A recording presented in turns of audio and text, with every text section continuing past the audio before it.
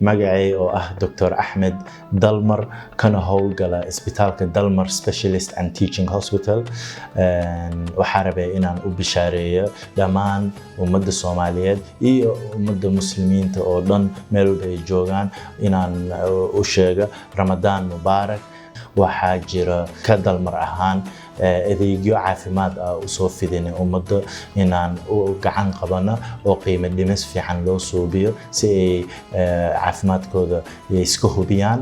dhammaan muslimiinta daafaha adduunka ku nool gaar ahaan bulshada Soomaaliyeed iyo bulshooyinka ku xiran isbitaalka takhasusiga tacliinta ee Dalmar waxaan leeyahay shahr Ramadaan Mubaarak, Ramadaan wanaagsan, عافمات كسوما. سوى نكسن ومدى صوماليد وهنئ العالم العربي والإسلامي بحلول شهر رمضان المبارك وأتمنى أن يعم السلام والأمان جميع أنحاء العالم.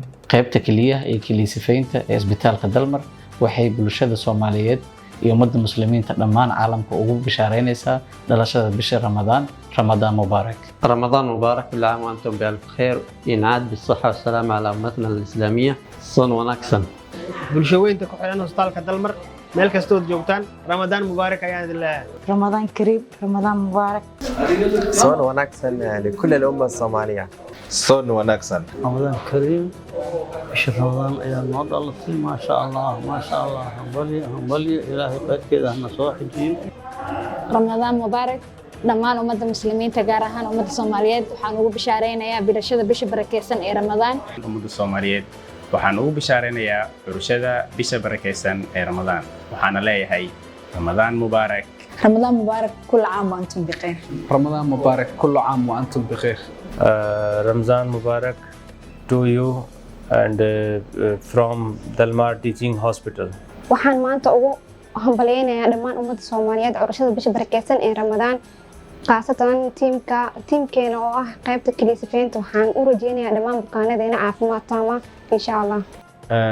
ummadda Soomaaliyeed meel kasta aad joogtiin farxad ku sooma Ramadaan Kariim. qaybta farmasiga Dalmar bulshada Soomaaliyeed waxaan leenahay Ramadaan Mubaarak.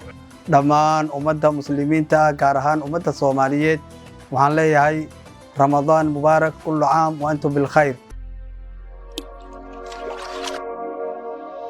Dalmar Specialist and Teaching Hospital.